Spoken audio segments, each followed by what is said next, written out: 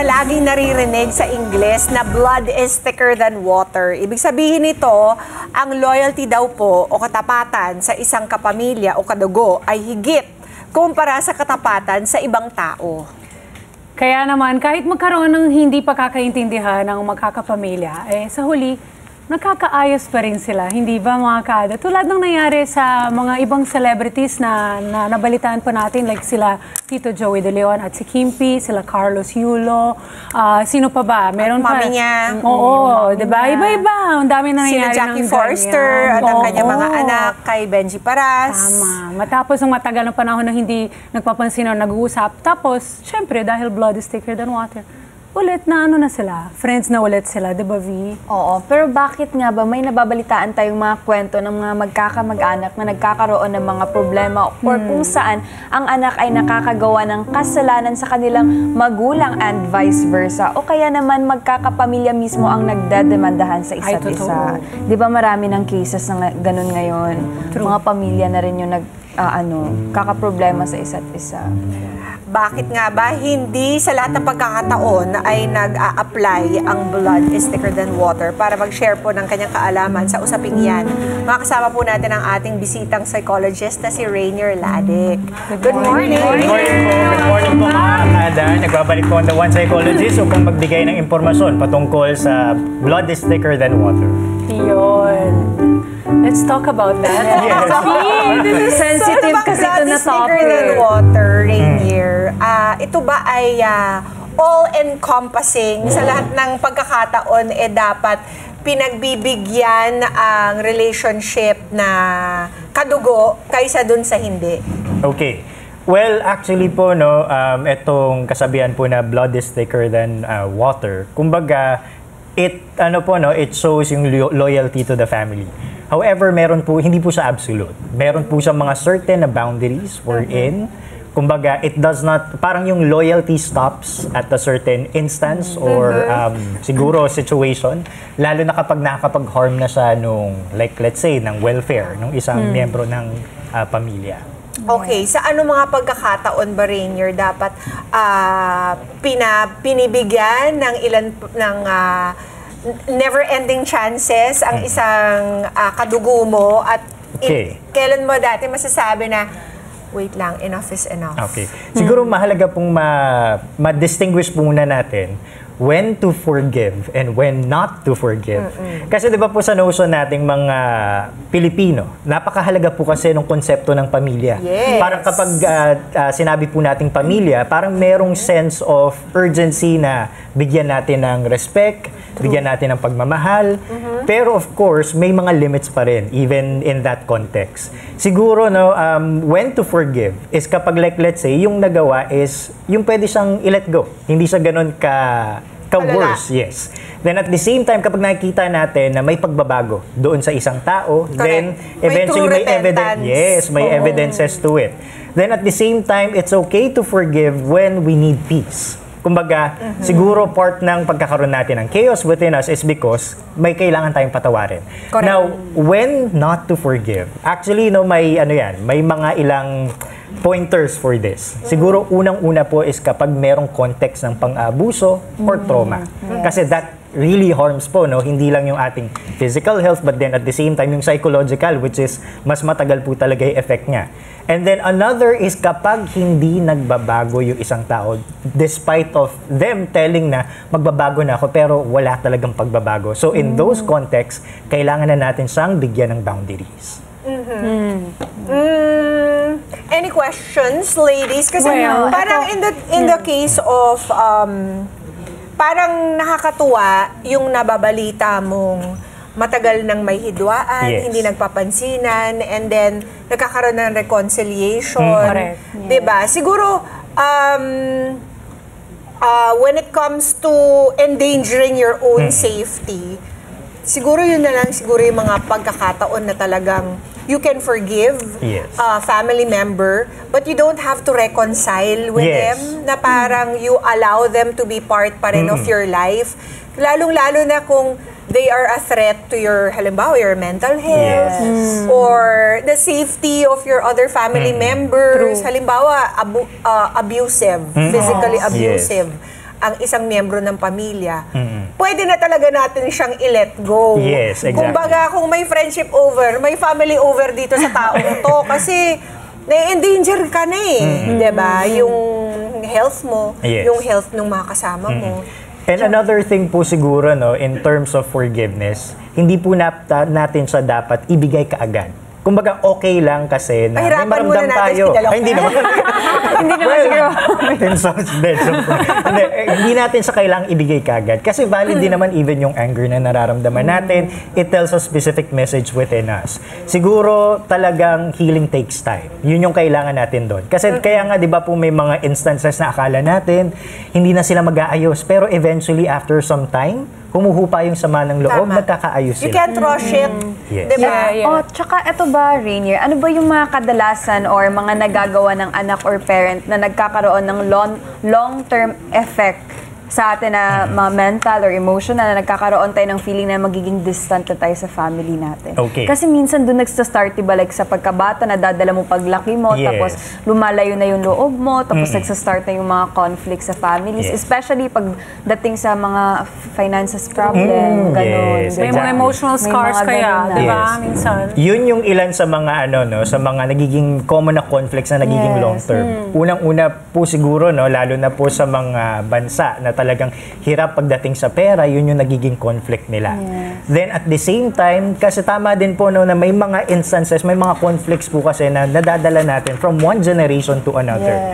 Such as yung context ng pagiging aggressive, pagiging hostile, no, to the family members. Hindi natin alam na yan din yung nagkukos kung bakit parang ang hirap, no, na magkaroon ng sense of forgiveness kasi nga parang sobra yung nagawa sa atin at times. At saka minsan may generational sins, diba? Halimbawa, kung yun din yung nakagisnan, halimbawa ng tatay mo, nung siya'y bata pa, halimbawa, physical punishments or physical abuse, kung nagganon yung nakagisnan, di ba? Parang nadadala din.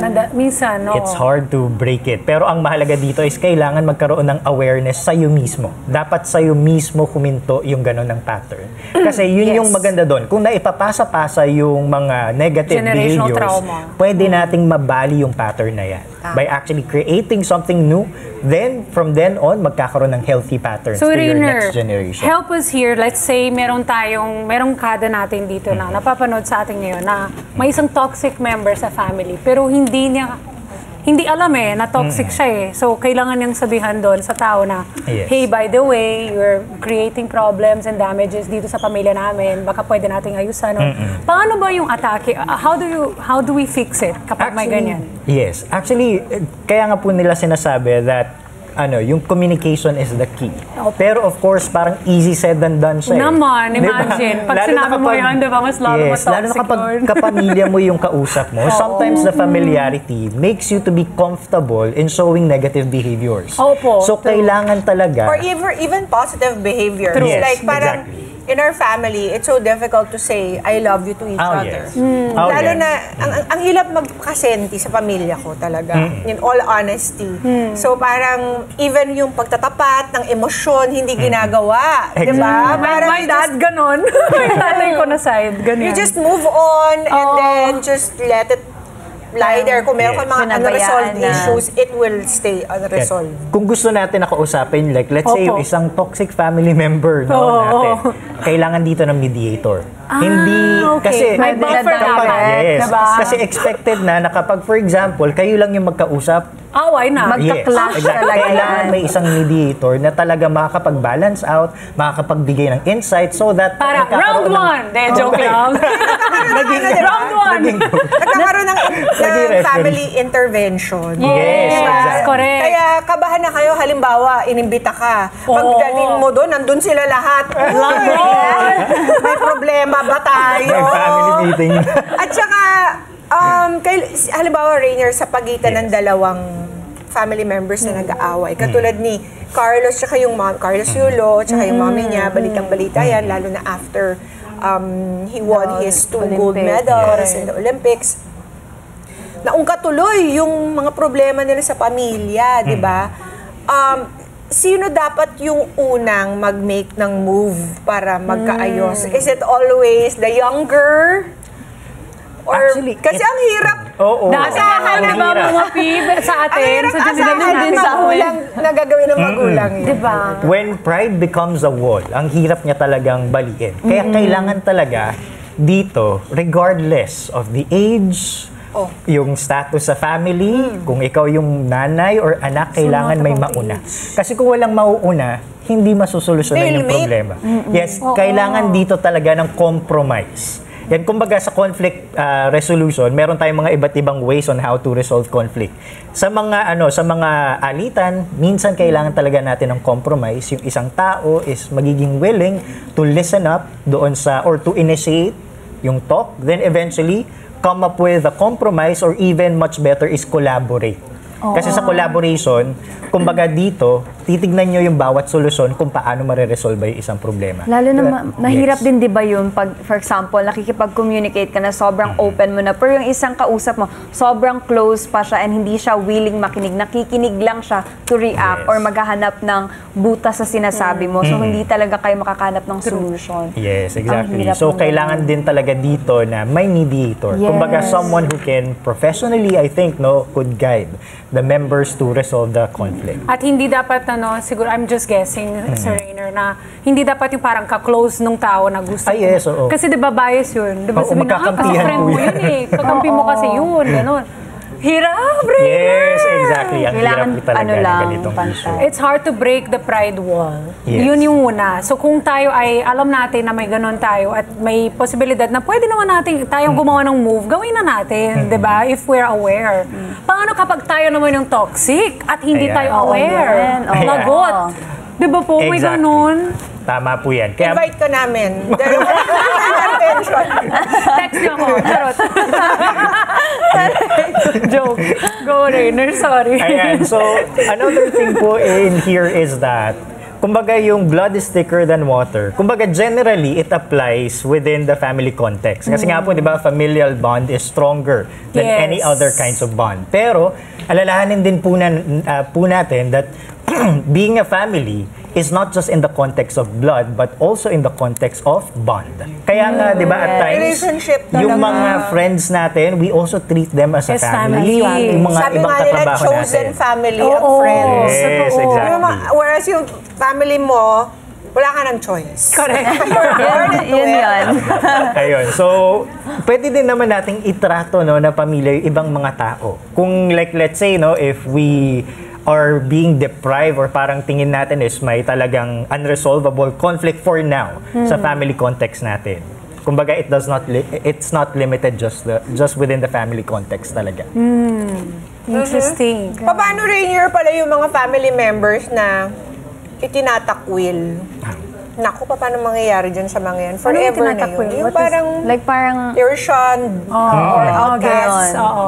Yes, Sila yung exactly. left out kasi Yes. nga sila yung Yan, actually for this one, it takes time. Kasi Diba? madami ding mga stories, 'di ba, actually, na tinakwil sila for a while, pero eventually nagkakaroon ng realization.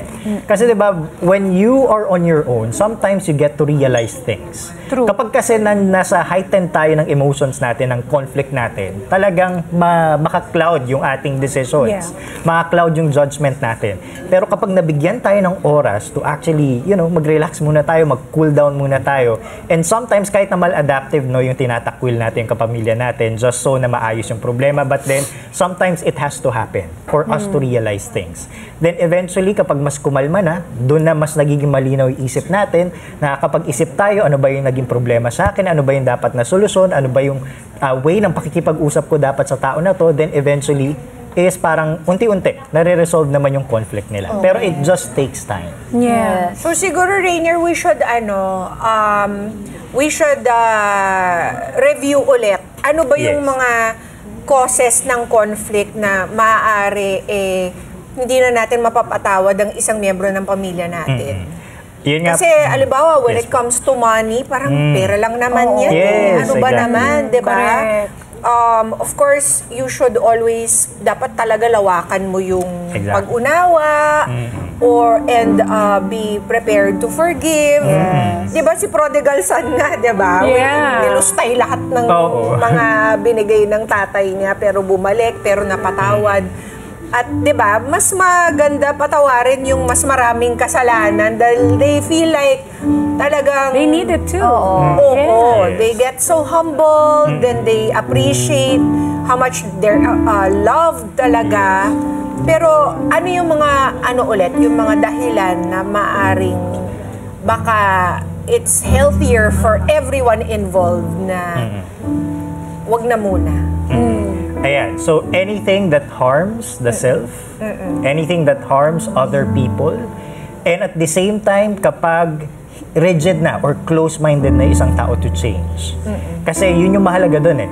Nalalaman mong natututo ang isang tao kung may pagbabago sa kanya. Yes. At kung walang pagbabago sa kanya, meaning to say that there's a problem.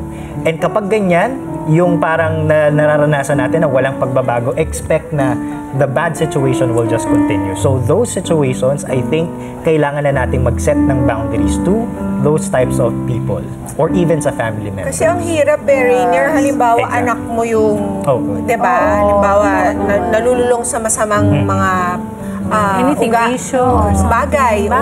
Oo. Tapos parang hindi nagbabago, di ba? Yes. Pero It's anak so mo yun, hard. paano yun? Hindi mo naman pwedeng pabayaan na lang talaga. Kaya nga importante dito yung social support. Na hindi lang ikaw yung gumagawa ng way to resolve that. Kaya nga meron tayong mga professionals din na pwede nating lapitan for advice, for intervention, at the same time yung mga kakilala natin, mga kaibigan natin. Kasi 'di ba, experience is the greatest teacher. Sometimes baka naranasan na nila, humingi ka ng tulong sa kanila, nakapag-advise sila. So therefore, those holistic ways, it can actually help for you to give a solution to that. Kasi 'di ba merong mga instances where like maybe parents will say, okay, I'm not gonna accept him or her back into the family kasi ito yung form nila ng tough love. Yes. But then, is that always a solution, si tough love? Actually, no. I don't like the tough love. Yes, exactly. Kasi Iwan niyo yan sa akin. parang nagsiset po yan ng conditions of worth. Na kapag nagta-tough love tayo is parang mahal lang ako kapag ganito yung ginawa ko. May threat kasama kapag ganito yung binigay ko. So parang lagi kang nagre-reach ng standard. So which is, in psychology, hindi siya nagiging healthy na development sa isang bata. Kasi parang nare-realize niya na kailangan ko laging gawin ito para mahalin ako. Nawawala yung concept ng unconditional love. True. Ganda nang natutunan. Ganda nun. Huwag niyo po hindi pala magandang turo yung tough love. Kaya nga, ang dami natin kailangan i-unlearn from different generations po, no? Kasi nagbabago. And also, hindi din natin pwede sabihin doon sa bagong, mga bagong henerasyon na, hindi kasi ganyan talaga yan dati. Hindi ganun eh. Di ba? Meron na rin silang sarili isip. Wait, Rainier, how to love a person that you don't want to be with, mga pamilya mo, toxic man lang yun, or harmful. How to love a person like that bilang pamilya? Unang-una is, ang pagmamahal ko po kasi ang mga emotions natin, it always starts in the mind. Whatever we think, our emotions follow. So, ang una dapat po na gawin natin is maging bukas sa posibilidad na tanggapin po natin ulit sila sa ating Kung ano buhay. sila. Yes, yun muna. Pero of course, when we say forgiveness, hindi yan magic na term, no? Or doing na talagang magiging okay na yung lahat. Kumbaga, maging bukas ka sa possibility na patawarin siya, pero at the same time, guard yourself. Knowing Then na. do your part to teach that person on how he or she could change. Yes, it's so Yun yung importante doon. Nice. Meron Ang deep. may katanungan ba ang ating mga kada squad? Meron ba kayong mga Nakatalungan ba kayo kada squad? Huwag kayong mahihiya. Rainier, your final message para sa ating mga kada. Okay po. So, alalahanin po natin na ang pagpapatawad ay mahalaga po sa atin yan. Pero, kung tingin natin is hindi pa tayo prepared, wag po nating i-pressure kaagad yung mga sarili natin because healing takes time. And ang pagpapatawad po is hindi yan pagpapalaya ng ibang mga tao. But rather, ang pagpapatawad po ay pagpapalaya yan ng sarili natin. Kaya naman sikapin po natin na maging mabuting tao, maging mabuting kaibigan, mabuting anak, maging mabuting magulang because kindness heals. yun. I love that. Kindness heals. Maraming salamat, Rainier. Maraming salamat Saan po. nyo ba pwede ma-follow Rainier nating mga kada sa social media mo? Ayan, pwede nyo po ako i-follow sa Instagram, TikTok, Threads, and Facebook, The Juan Psychologist. Yan. Thank you, Rainer. Maraming salamat po. Thank you po. Ang dami natin natutunan kaya mga kada. Kain ka muna, Rainier. Ang katamatan natin sa ating pamilya ay patunay lang ng pagmamahal natin po sa kanila. Tama. Pero ang tunay na pagmamahal sa ating mga mahal sa buhay ay nangangahulugan na kaya natin silang pagsabihan at itama kapag sila ay nakakagawa ng mali, lalo na kung ito ay para sa ikabubuti ng lahat. Kanet 25, this is Pia Guanyo Mago. For more Kada Umaga updates, please click the subscribe button and follow us on Net25 social media pages at Net25 TV and at Net25 Entertainment Facebook page. See you guys. Bye!